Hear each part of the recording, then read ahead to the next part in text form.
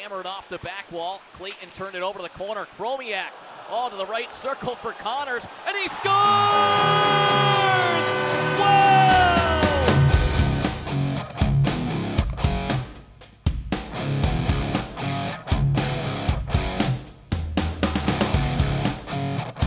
All right, we're here for episode 2 of Future Considerations, the joint project between me and John Hoven of Mayor's Manor. How you doing tonight, John? Doing great, Jess. Ready to rock. Yeah, so last time I said that this was going to be structured in segments. We're not going to bother with an interview this time because I want to get through all the players that we have to get through. And I went ahead and structured it earlier today so that we could skip over some of the ones that there's really not much to say about. So, for example, we're just going to start in Liga with Petteri Rimpinen, because his team is down 0-2 in the first round. It's a best-of-5 series. And actually, you know what? Game 3 would have been played today. I should have checked the results before. Well, I can tell you, Jess, that please do. He had 26 of 28 saves, and he also had an assist in that game, and they won 5-2. So, okay, yes, so they're down 2-1. They do trail in the series 2-1, yes. All right. And thank you to David up in Seattle, who is part of the Mayor's Manor prospect coverage, who tweeted that out earlier tonight. I totally forgot. I jotted down that note that game 3 is today and would have results, and I completely forgot. So, okay. So that's Rimpinen in Liga.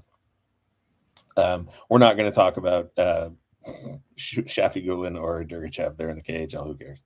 I did want to just let you know that I spoke with 3 independent scouts between now and the previous show. Mm-hmm. I mentioned both names, and everybody said, who? So I don't no. think there's a lot to offer up on those 2 players. This is neither here nor there, but I was talking to somebody that works for the team about them because I randomly checked Cap Wages, the website, just to see what their sign-by date was, if it had changed at all. Not them specifically, but other players. And I noticed that Durgachev was no longer listed on Cap Wages, but is listed on Puckpedia. And, of course, that sent me into a spiral of but why?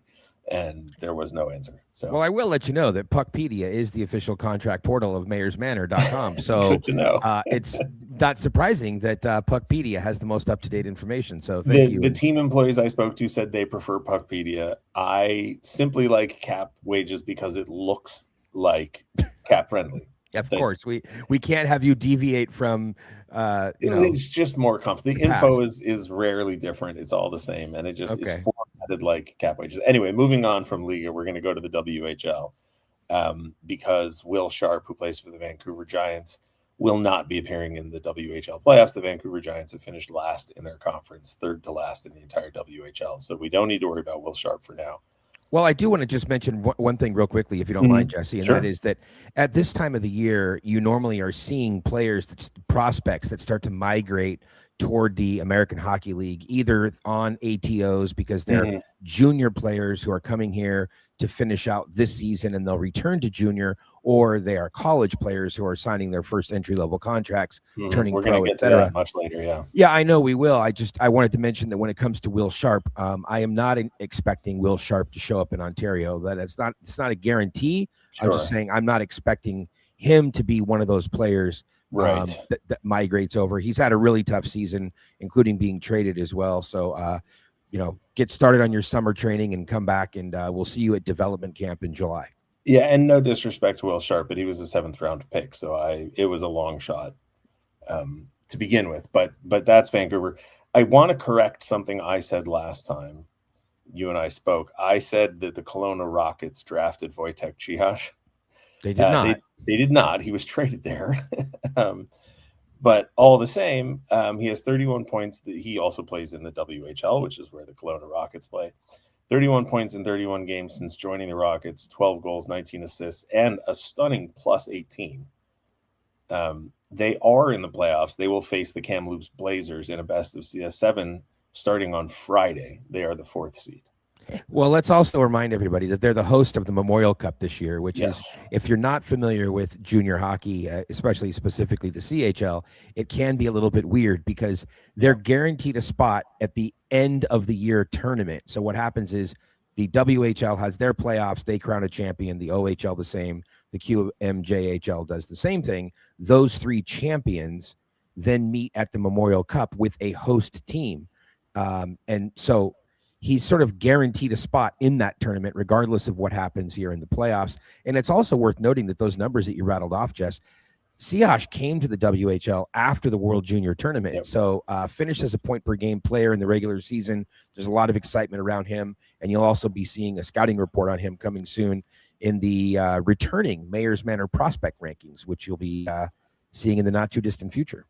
And the reason he came to Kelowna from Europe after the WJC was because Kelowna is the host city of the Memorial Cup, and he knew that if he came over, he would be guaranteed an opportunity to play, in his own words, the best tournament in junior hockey.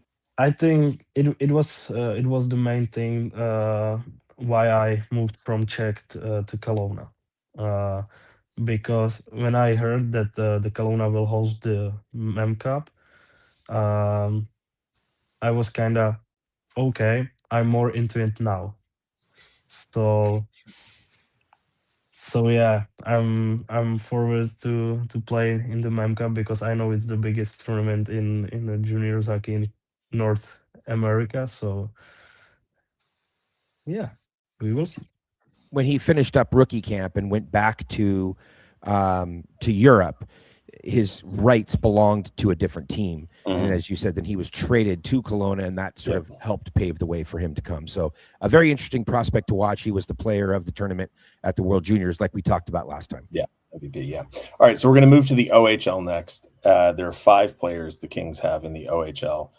I think, if I'm not mistaken, all 5 of them are going to the playoffs. All 5 did go to the playoffs, and there is one series that we're going to get to that I'm really excited about. So I'll go in reverse order then, because it's the one series with 2 players in it. We'll start with Jared Woolley. He's on the Kitchener Rangers. He was traded there from the London Knights.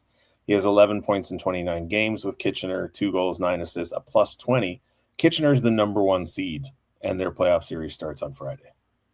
Yeah, Jared Woolley's in a very interesting position because he was a prospect with a bullet strapped to his back. I think we talked about this quite a bit in the last podcast as well. Leaving London, who was thought to be sort of rebuilding, but they obviously still solidly made the playoffs. Yep. Jared Woolley is a prospect that's going to get a lot of attention once these playoffs are over, and he eventually makes his way, to the Kings via their American League Hockey Club. A lot of eyes on Jared Woolley, just a big, mean, nasty type player, and someone that I think that the Kings are really going to benefit from in the coming years. And I think we mentioned this last time, but I don't think it can be mentioned enough. A 6th-round pick who almost immediately got an entry-level contract. Yeah, the fact that they were able to get him in the 6th round is pretty amazing, considering they knew going into the draft they were going to leave with him. It was just a matter of how quickly were they going to have to take him. And Mark Yannetti has joked quite a bit that he wasn't happy that the Hunters eventually called him up. So the Canadian junior teams have their own sort of AHL teams, if you will, and that's where Woolley started the season. And then he was called up, and Yannetti and crew were wishing that they would have just left him stashed away so that more scouts wouldn't have been. So nobody knew who he was. Yes, and nobody knew who he was. So Jared Woolley is definitely a prospect to watch. Next up is Jimmy Lombardi. He is the leading goal scorer for the Flint Firebirds, who are the 3rd seed. They will be facing off against the Owen Sound Attack. Their playoff series starts on Thursday.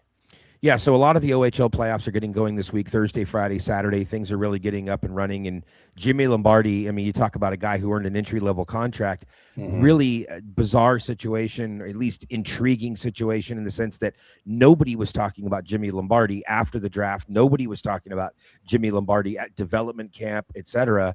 And yet he's gone out this year and just put up a boatload of goals, and now is a very interesting and intriguing prospect, especially having signed an entry-level contract as well. So we'll have to see where things go with Jimmy Lombardi. If for some reason his team was upset and they have an early exit from the playoffs and the Ontario Reign are still playing, I think Jimmy Lombardi is going to be one of those guys you could see on an ATO with Ontario, maybe just, even if he doesn't get a game, just to be around the guys. That would be something you'll see with Jimmy Lombardi. We can talk about it later when we talk about the Reign, but I would be, I don't know where some of these guys would fit. They have a pretty full roster as is. Next up is, I don't think we talked about this guy a lot last time, but Jan Hoven, leading scorer for the Sudbury Wolves, just scored his, I think, 28th and also shootout goal this past weekend. Quick shot. That one hits a body in front. and almost to the back of the net. They'll take another swing and it scores! Hoven will get the call as persistence pays off. Manages to backhand it past goaltender Zach Bowen. Yeah, the Brampton defensive zone coverage was not ideal in that situation. And the Wolves. Here comes Jan Hoven, club's leading goal scorer. There it is. That one will count.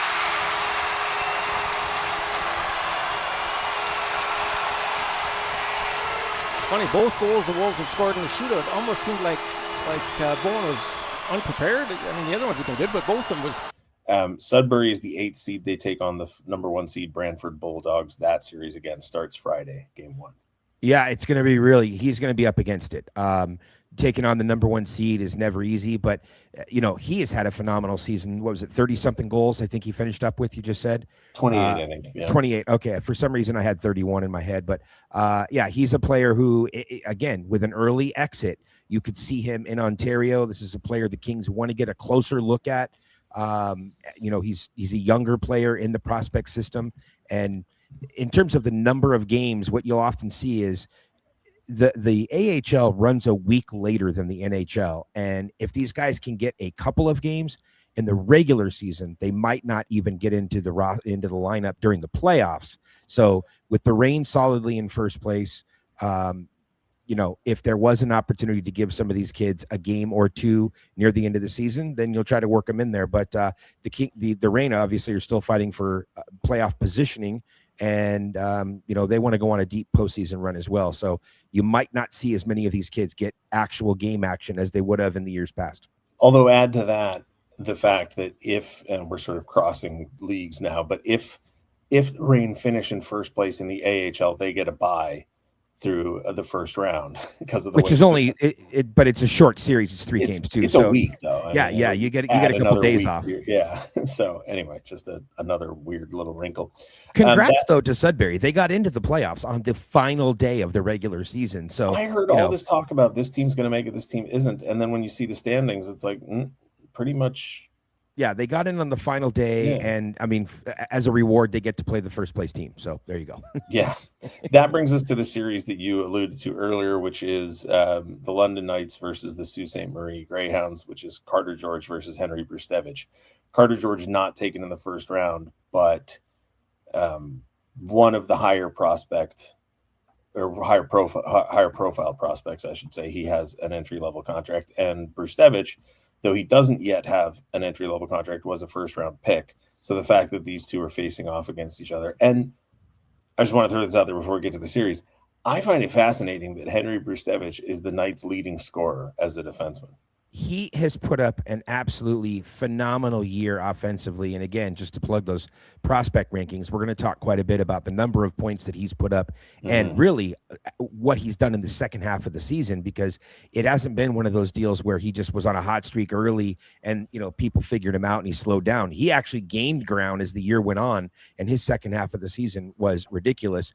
The reason that this series to me is so interesting, Jesse, is not just because you're going to get 2 top 5 prospects for the Kings squaring off in the first round of the playoffs. You're also going to get an early exit from one of those from one of those top 5 prospects, because one way or the other, Carter George is going home or Brustevich is going home, and you're going to see one of those players then join the American Hockey League and be with the Reign, like we were talking about.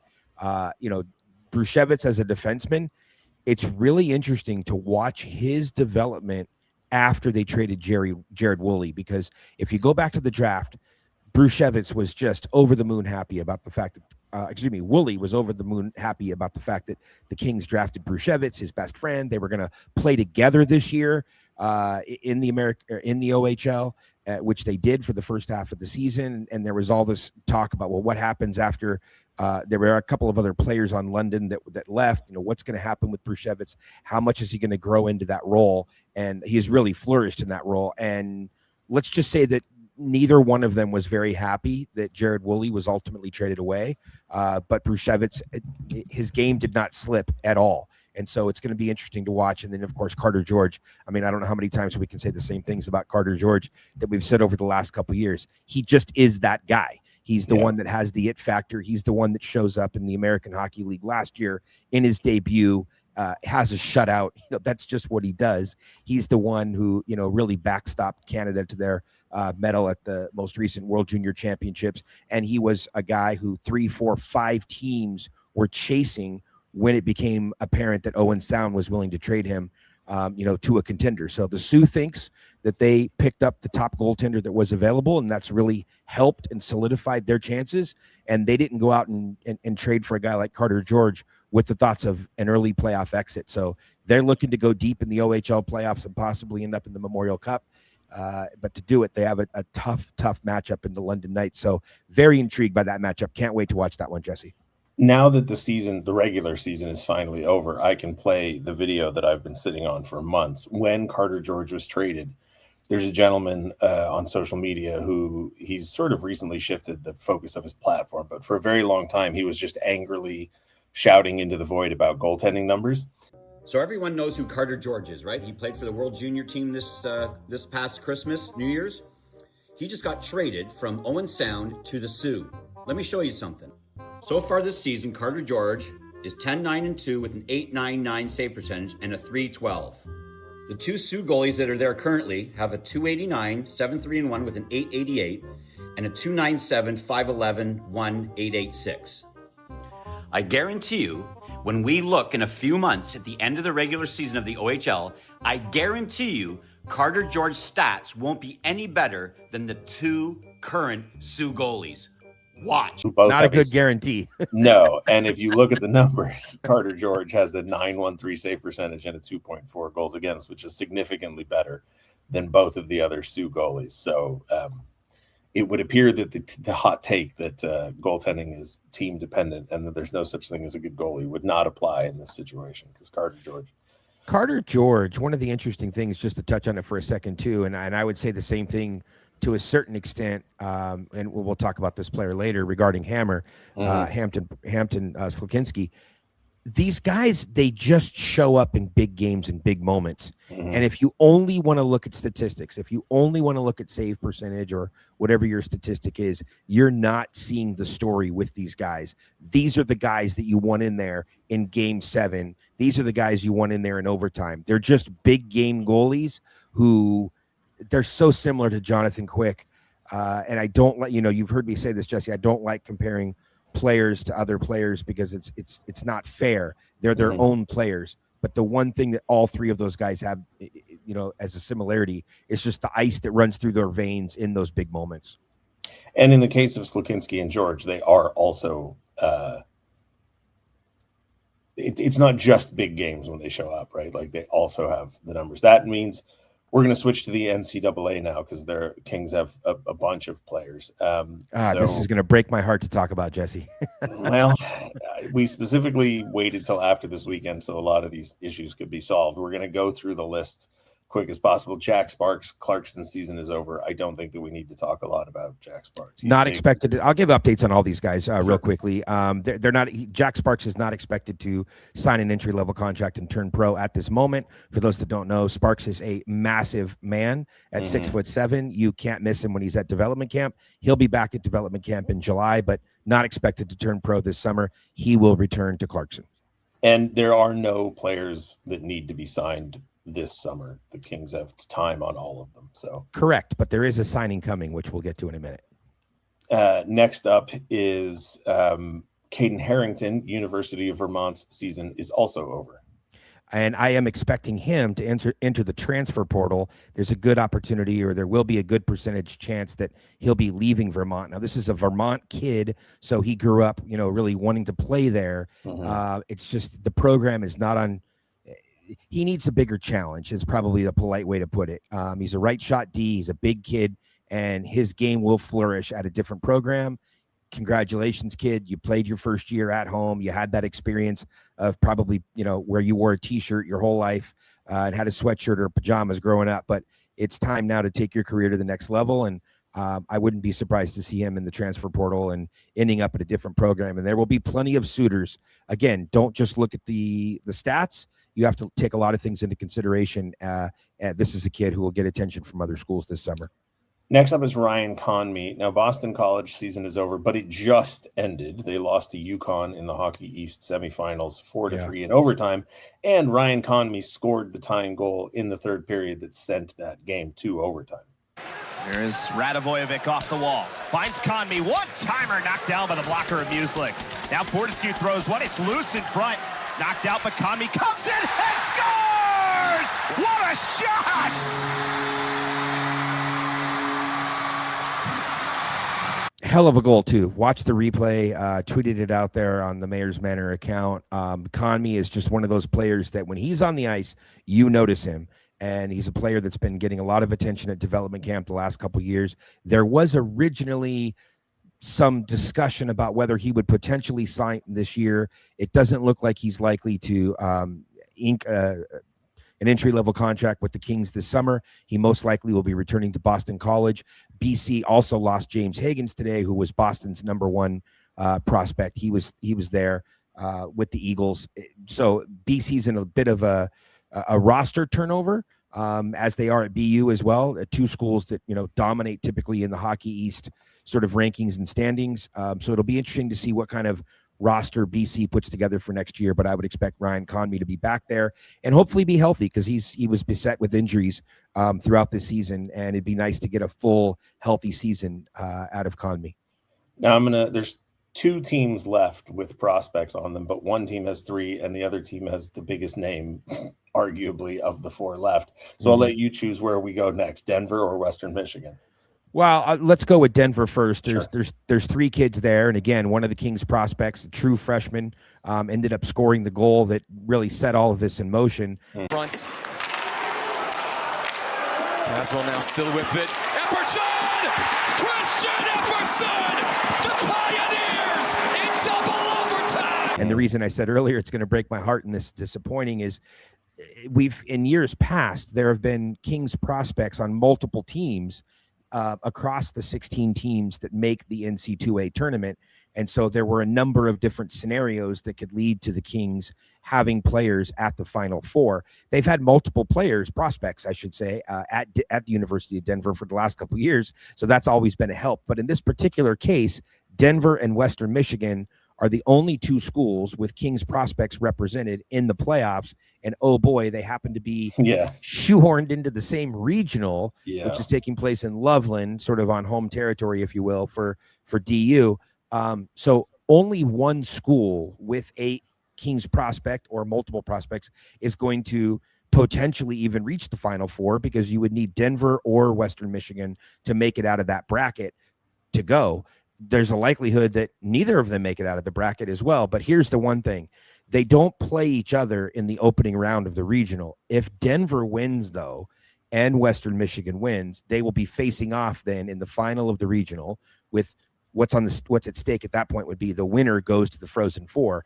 And for anybody even paying half attention to the Kings prospect pool, these two schools have played instant classics for the last couple of years, multiple games going to overtime. They've met in the playoffs. They're in the same conference. They just played each other a week ago. and it was absolutely ridiculous. Yeah. So it's just one of those things where you're almost scared. You're worried that the hype won't be able to fulfill itself, but up until now it has between these two programs. So hopefully they both win in the first round of the regional and they meet up in the regional final. What a true bummer, though. One of the either Hammer won't make it onto the Frozen Four, or the three kids at Denver. You have James Reeder, who's there also at Denver, Brendan McMorrow, who was forced his way onto the Team USA roster at the World Junior Championships. And if you like Mikey Anderson, Kenny Connors, Laffy, if you like those type of players, just gritty hockey guys, you'll love James McMorrow. Brendan McMorrow. I'm so sorry. But you'll love Brendan McMorrow, James Reeder, Brendan McMorrow, and Epperson. That's what's going on at Denver. You want to switch over to Western Michigan now? Do you have anything to add? Yeah, well, I do want to talk about Hampton Slakinski, because I didn't know. So we talked about this last time. He's a Hobie Baker finalist, but I mean, so am I technically, I think. So no, you're not.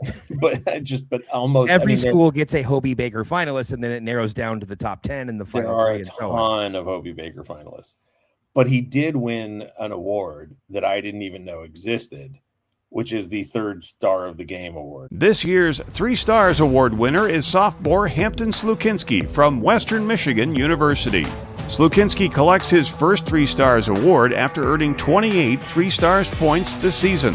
He was named the 1st Star of the Game 4 times at conference play, while picking up 2nd and 3rd Star honors twice each. Slukinski led all NCHC netminders with almost 1,450 minutes played in conference. He was one of only 2 goalies to start all 24 NCHC games, posting a 16-7-1 record. His 2.57 goals against average ranked 5th, and he was 6th with a .908 save percentage. The native of Warroad, Minnesota was a workhorse, starting all 34 games for the Broncos this season, while leading the NCAA with 26 wins. He finished 3rd in the NCHC with a 2.32 goals against average and 4th with a .913 save percentage. The LA Kings draft pick tied for the conference lead with 4 shutouts. Slukinski also was named 2nd team All-NCHC for the 2nd straight season and was a 5-time Goalie of the Week this year.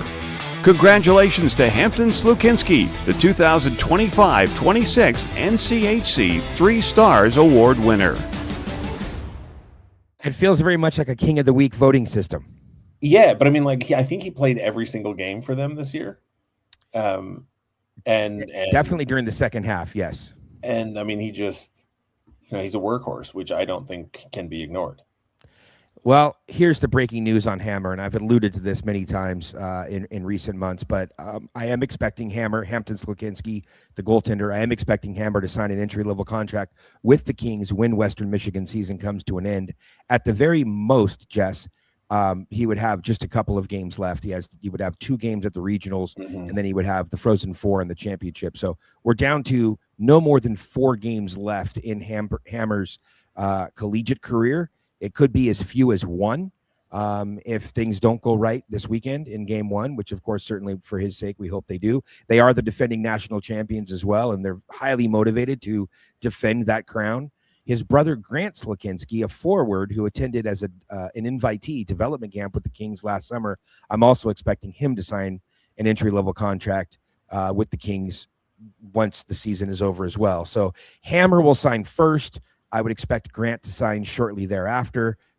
Look for that to happen here over the next couple of weeks. I wasn't really expecting this conversation, but if Slukinski signs a contract, that kind of sets up a George Slukinski Ontario decision, because this is not written in stone, but the Sault Ste. Marie Greyhounds, I believe it was Sault Ste. Marie, had a graduation night where they sort of say goodbye to their 20-year-old players who they could come back for an overage year, but basically they're not gonna.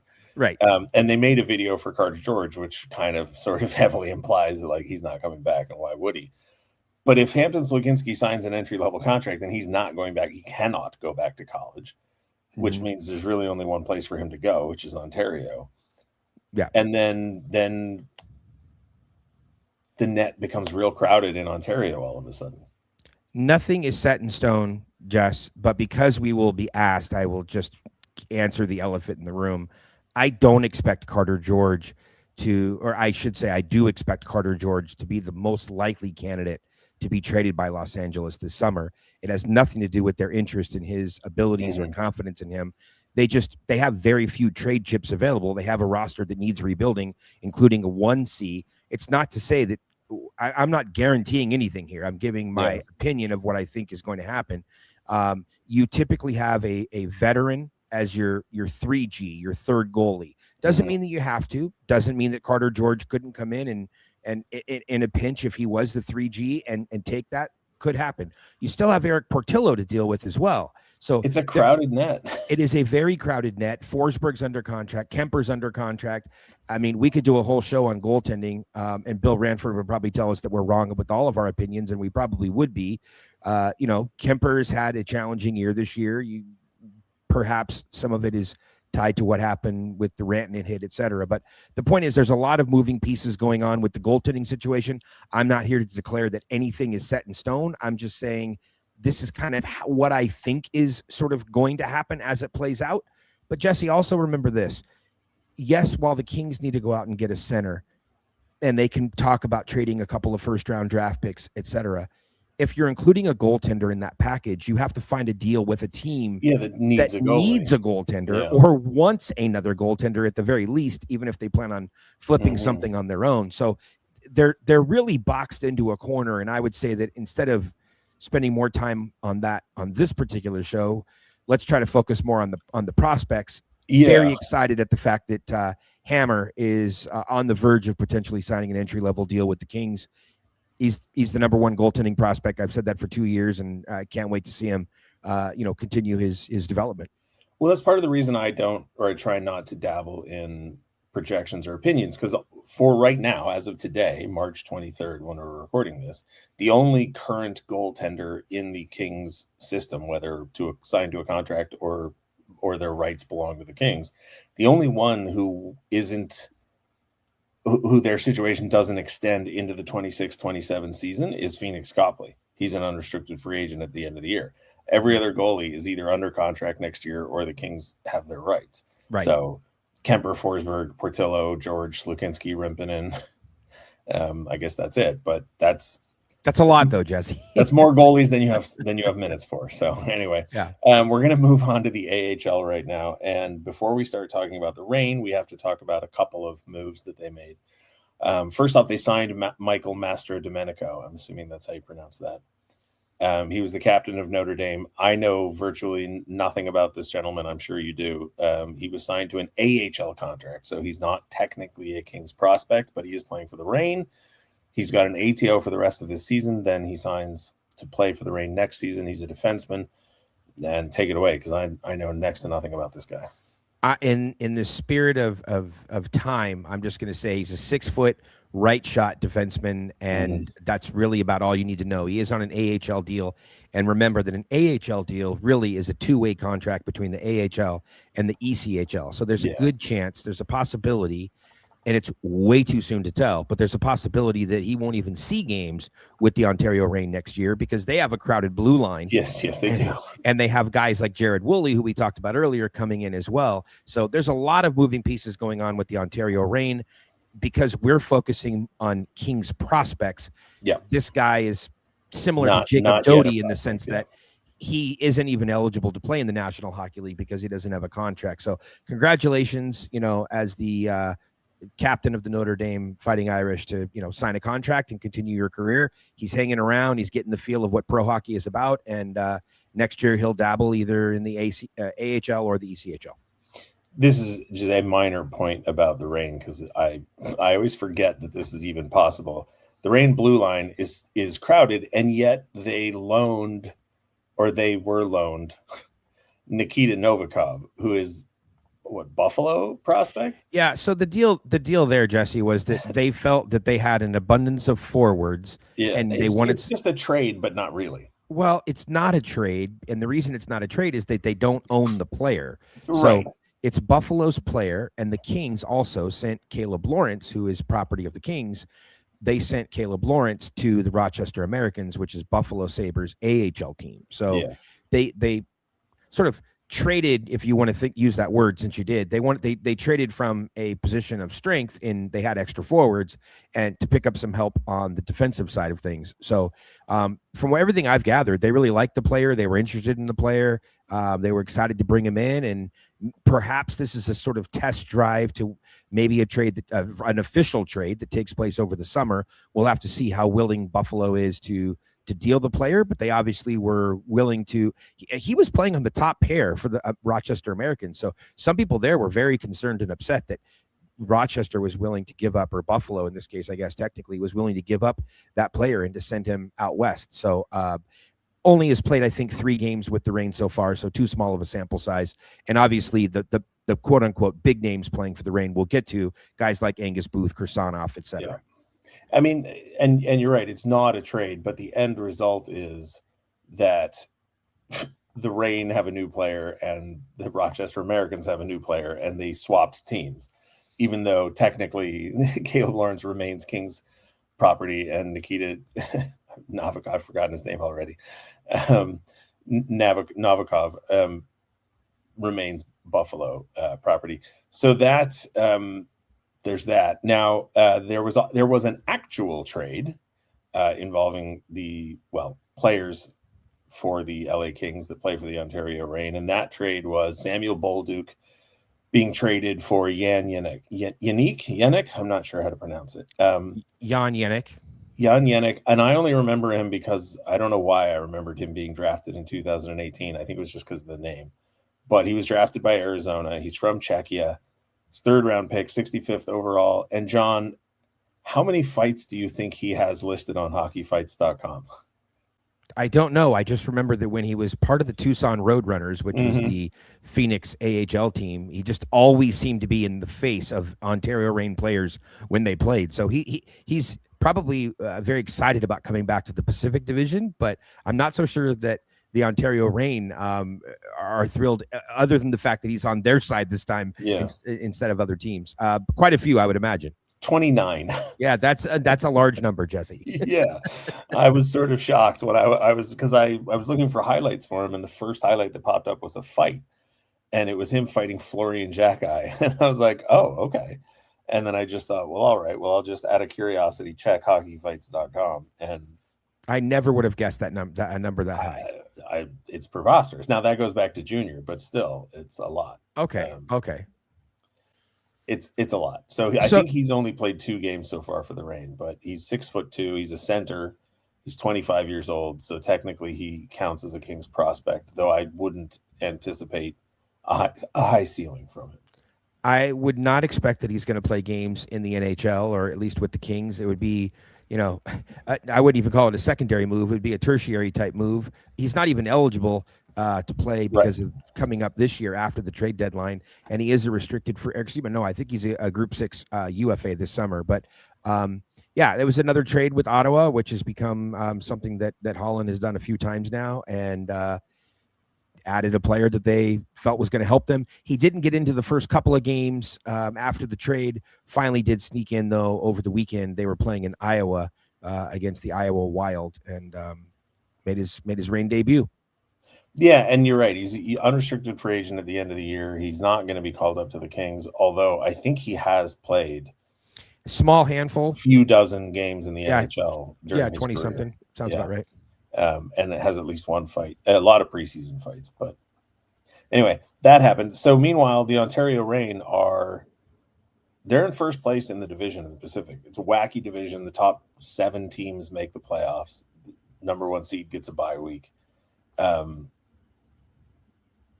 I don't have a ton more to say about the Reign other than the fact that they're in first place, the fact that they're relying on younger players as much as they have, and the fact that Andrew Lord is a rookie coach that you and I both, I think, are pretty high on. Yes. I am looking forward to the Reign playoffs in a way that I haven't in the last few years. Well, I guess I'll chip in then and add a few things here. First of all, people have asked, look, is Andrew Lord, is he so good that he would be a candidate to be the head coach of the LA Kings next year? I will say I would be shocked if Andrew Lord was the coach of the LA Kings next year. And I'm not saying that in a disparaging way whatsoever. I think very, very highly of Andrew Lord. Great hire, outstanding hire. I think that he's well deserving of a nomination for AHL Coach of the Year. This is his first year coaching. It's not just that it's his first year coaching for the Reign. It's his first year coaching at the American Hockey League level. He spent some time coaching overseas in the British League. He spent some time in the ECHL. He's just cutting his teeth. He's a younger coach, but he's doing a great job. I think that many would say probably needs a little bit more seasoning, though, before taking over as the head coach in the NHL.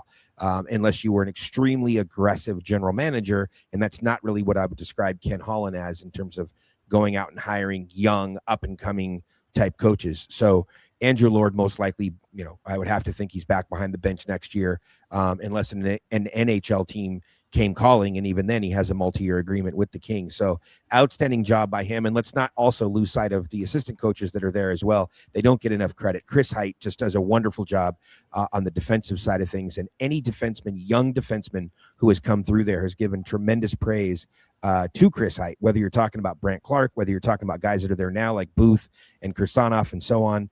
Chris Height he's such a laid back, cool kind of cat that he has this way of making people feel comfortable.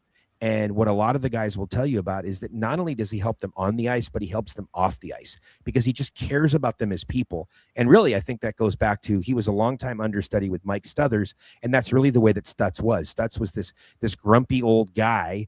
Some people would call him a curmudgeon, but he really was a big teddy bear at heart, even though he didn't like to be hugged. He really passionately cared about his players. And I think that that's probably helped mold sort of the way that Chris Hite is as a coach as well. But in terms of the roster, Jesse, you alluded to earlier or mentioned earlier that Phoenix Copley is there. You have Phoenix Copley and you have Eric Portillo, and Portillo unfortunately was injured and missed the second half of last season, wasn't able to play in the playoffs. I reset only and mentioned that only because the expectation was that Portillo would sort of come in a 50-50 role this year and eventually earn his way back into the starting job. But even as late as recently, they've kind of been still holding on to that 50-50 split. And Portillo's numbers indicate that he's, capable of and has earned more playing time. You don't need to play Phoenix Copley. He's an unrestricted free agent, a veteran.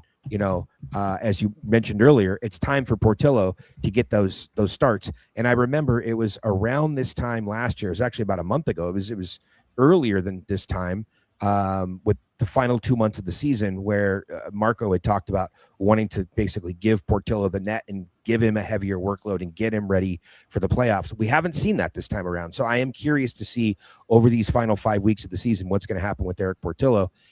Next thing I'd sort of talk about would be the defense. We talked about earlier the addition coming over from Buffalo. You're throwing your finger up. You want to talk goaltending? Well, no, I want to jump in, and before you get onto the defense, I want to set something up on the defense side, because we know that the net is going to be crowded and that there are decisions that are going to be forced there. And you mentioned Portillo in the playoffs.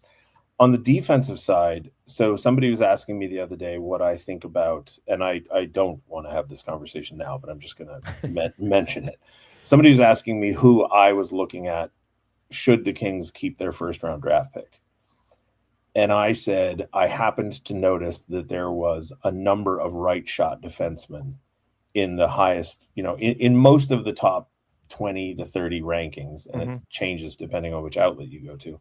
There's at least half a dozen right-shot defensemen that seem to fall in roughly around the area that the Kings are probably likely to have a first-round draft pick should they hold on to it. And my thought was, I am not sure what the point of drafting a right shot defenseman would be, because you have Doughty, you have Clark, and you have Brustevich.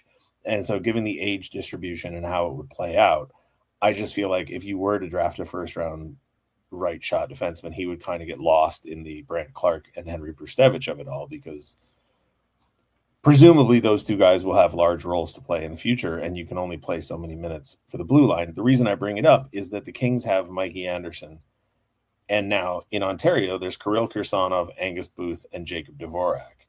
You can rank them however you want. You can feel however you want about who's got the inside edge. They're not that far apart in age, and Mikey Anderson's young enough that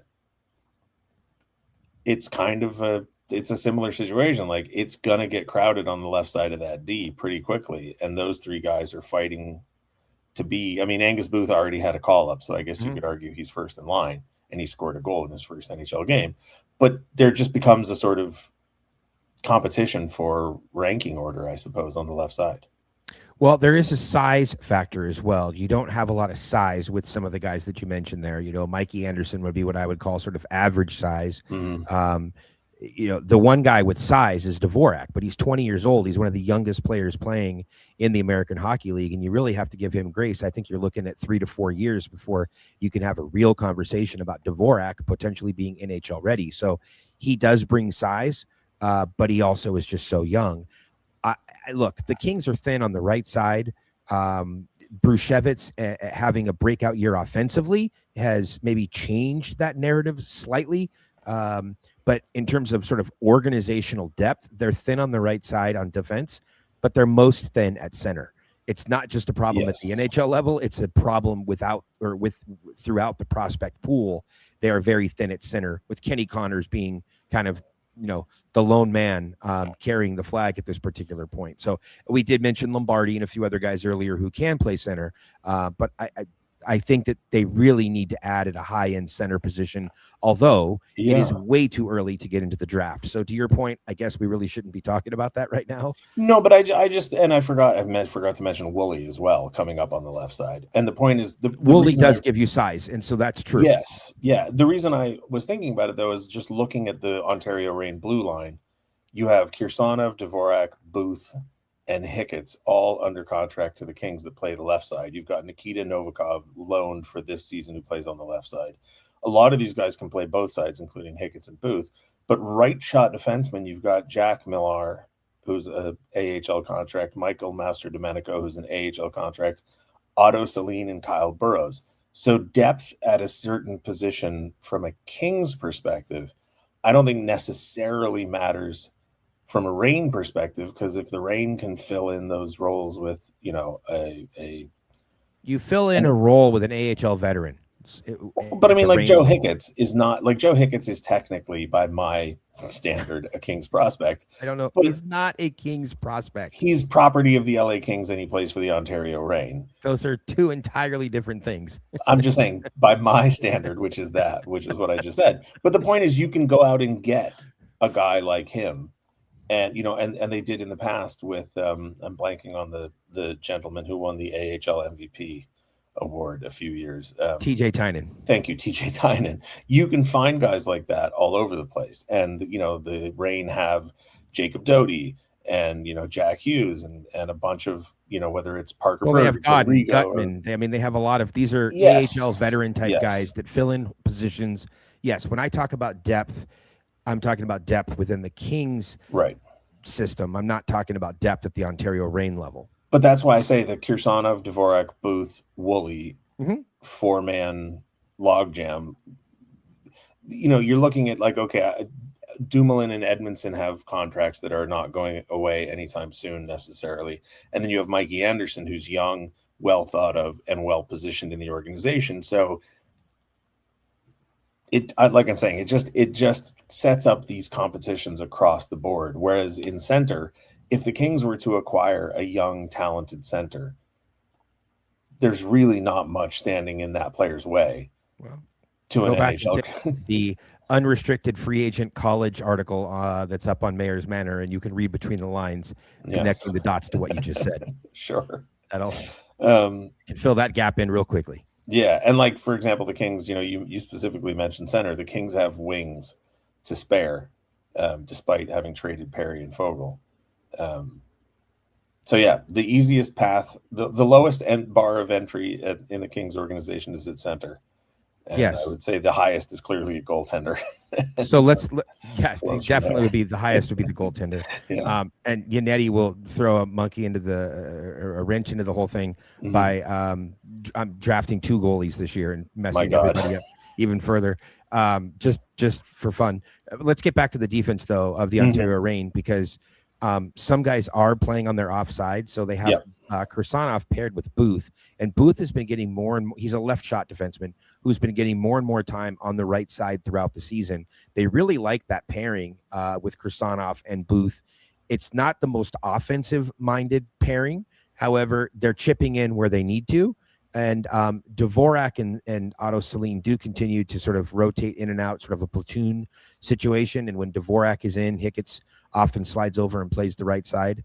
But again, not really a need to mention a lot of Joe Hicketts. Yes, he's the captain of the Ontario Reign, but we're here to talk about Kings prospects and player development on their way to the Kings. I did say Dvorak probably has several years to go. In my opinion, Angus Booth is an NHL-ready defenseman who's just biding time in the American League until a spot opens up for him, with the Kings. And Kirsanov, who, if you go back to some of Yannetti's comments, when Kirsanov was still over in the KHL, he said, hey, look, I think Kirsanov needs about 6 months to a year, and he'll be ready to go and make the jump as well. So Kirsanov is actually sort of on that path. He'll be back in the American League next year is the expectation. But next year he's going to be knocking at the door and want to get into some NHL games as well. So a nice, healthy competition, as you mentioned. To switch gears a little bit, though, Jesse, the most exciting thing that's probably happening at the Ontario Reign level, because goals are sexy, is what's going on among the forwards, because they have legit Kings prospects sprinkled around that lineup. And at times they've put them together. Andre Lee has played with Connors at different times. That's largely been the third line, but Andre Lee has been one of their most productive players. He's having a breakout year offensively, and he's been spending time up on the top line recently as well. And so really the player that I wanted to spotlight, and I apologize, I didn't get a chance to talk to you about this earlier, but the player I wanted to spotlight this week on the Reign was Cohen Ziemer, because he was what I would call a much maligned player at the beginning part of the year. And for those that don't know the history of Ziemer, he's like the youngest player on the team, isn't he? Well, I don't know if he's younger than Dvorak, because I always think of Jacob as being so young, but he's definitely right there among the youngest of the forwards. Ziemer was drafted in the third round, was a wrecking ball, an absolute wrecking ball in the WHL, a power forward, played center, played wing. He's not a big, massive player, though. He just gets the job done with reckless abandon, and he's fearless, was very productive, leads the team in points and goals and all that sort of fun stuff, and was among the WHL leaders. And unfortunately, Ziemer was on track 2 years ago to make the Canadian World Junior team, and broke his foot about a week before, broke his ankle about a week before the camp was to start the first week in December. He broke it right around American Thanksgiving time. His career has sort of, let's say it's gotten off track, maybe to be dramatic, since that point. So he spent the next several months rehabbing. He did make it back, but he was severely out of shape, as you would expect, because he couldn't train, he couldn't skate, he couldn't do things. And so he was really to dedicate himself the following summer. He was impressive at different points at development camp and during rookie camp. He did go back to the dub, though. There was talk at one point about maybe finding a way to do something different, but he ended up going back to the WHL. He played for one more year, and then he made his American League debut this year. But even at the beginning of the season, he was often in a healthy scratch. They wanted him to be in better shape. They wanted him to be more dedicated, more focused on really what it means to be a pro player. And over the last, I would say, 6 weeks, he's really earned the trust of the coaching staff, of management. He's been getting more playing time. Due to injuries and a couple of other things, there were spots that were opened up within the lineup, and you saw him come off the fourth line and play a little bit higher up. Instead of playing in a bottom six role, he was playing a little bit more in a top six role.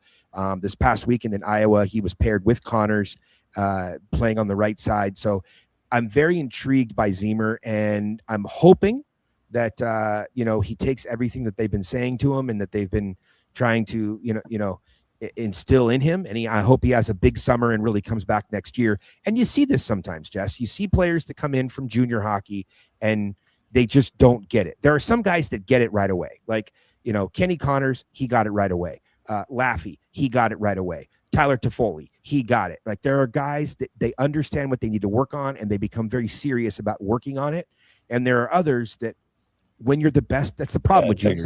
When you're the best player on your team, you kind of don't want to hear it, because you almost instinctively think it's wrong, right? And so I would say that this year is probably, I don't know this is a fact, but I would say it's probably been very hard on him, from being the man, on his team in the dub, to being a healthy scratch most nights at the beginning of the year. So it's taken a while, but he is coming around, and he's a player that I'll go so far as to say, Jesse, I'm expecting him to score a couple of big goals in the playoffs, and that will propel him into a huge summer. I would love to have, an hour with Andrew Lord before every game for him to walk through why he makes the lineup decisions he makes, because you mentioned some of the combos that Ziemer has been had. Now, I haven't watched a ton of games in the Ontario Reign season, but I've paid attention to the lineups before every game, and without watching the games, there doesn't seem to be any real clear rhyme or reason as to how Andrew Lord swaps his lineup. Like, one guy will be a healthy scratch one night, it's top line next night, second line the night after that. I don't quite think it's that. It is, to be clear. It's not. I mean, the top line, so I try and change my personal notes, and right now I've got Lee, Godin, and Chromiak. Correct. Alexandrov, Brown, and Gutman. Yes. Pinelli, Connors, and Zemer. Well, Brown was on the fourth line a few games ago. And Brown was okay. Here, he was injured. I get they're it. detailed. Brown was coming back from injury, and Yes. they've tried to figure out, is Brown a center or a winger, and he just hasn't been healthy enough this year. So but this is why I want to have these conversations, because there are such, and on the defensive side too, the defensive is less volatile than the offense, but guys switching sides, in the lineup, out of the lineup. I sort of expected Kyle Burrows to play a ton of minutes, and that really hasn't happened either. Well, he was injured. He's missed several months as well. But, you have guys like Alexandrov, you have guys like Gutman, guys that can play center and guys that can play wing, and that's really given them a lot of different opportunities. And he's just tried to find ways. I mean, I'm not speaking for Lord, but he's tried to find ways to balance the lineup, and he has a couple of players in Chromiak and Lee specifically who've been able to sort of give him some extra juice when his top six isn't going, because Chromiak often finds himself on the right side, either on the second line or the third line, and they'll move him back up to the top line. Andre Lee, they just moved up to the top line as well. So these guys can go up there and give them some juice. Yeah, I just want to know why, because it's fascinating to me. Anyway, we're going to wrap it up, John. Thank you so much. Hold on. Before we wrap up, I do want to give a shout out. This is something else I didn't tell you, so I should have. All right. I want to give a shout out to Akil Thomas. Now, I know he's not really an LA Kings prospect anymore, but I have had a few people that have asked me, hey, what's going on with Akil since he left? And so just to update everybody, I did have a chance to catch up with Akil this week. And unfortunately, he broke his foot, I guess, in the last game with the rain. And so that had him on the shelf for about a month. And then he came back, and then he had a shoulder situation. And we all know, anybody who's followed the career of Akil Thomas knows about the shoulder injuries. He's had multiple surgeries on both shoulders. So that set him back for a little bit. He was out for a couple of weeks. And then he just recently had a lower body injury that caused him to miss some time as well. So Akil has had a very tough time since the trade. And also you had Matt Luff. He thought there was going to be a reunion between him and Matt Luff. And like the day after Thomas was traded to Springfield, Matt Luff was called up to the NHL. So, even the off-ice stuff has been biting him this year. But Akil's a great guy. Always wish him nothing but the best. But I know that there are a lot of fans out there that still keep track of some of these Kings prospects. And a few of them have been asking me about Akil Thomas. So I wanted to mention that on the air today. All I ever need to know about Akil Thomas is that Cameron Gauntz thinks incredibly highly of him. And it was good enough for me. If Cameron likes somebody, I like them. It's good enough for me. So that's hard, though, because Akil Thomas is not young anymore. So tough break for him. All right, that is going to wrap it up. John, thank you very much for joining me. I guess we'll do this in another couple weeks, although I kind of want to do it earlier just so that we can get some of the results of the playoffs and collegiate tournament. After this weekend, a little bit sooner. After this weekend, we're going to have a little bit more clarity about any players that might still be in the playoffs, especially on the college front. So maybe we'll have to sync up our schedules and get one going again here sooner. We made people wait long enough between episode 1 and 2. Maybe we'll make it up to them between episode 2 and 3. And you and I already talked about the fact that neither of us is likely to go to Vegas for the Frozen Four, but we'll see. Well, the final game I definitely won't be at, because that's going to be the Kings' final game. So we'll see how it shakes out, Jess. I'm at this point, I would say I'm 99.9% not going, although I would have gone to. All right, thanks for joining me, John. Appreciate it. All right, Jess. Talk to you soon.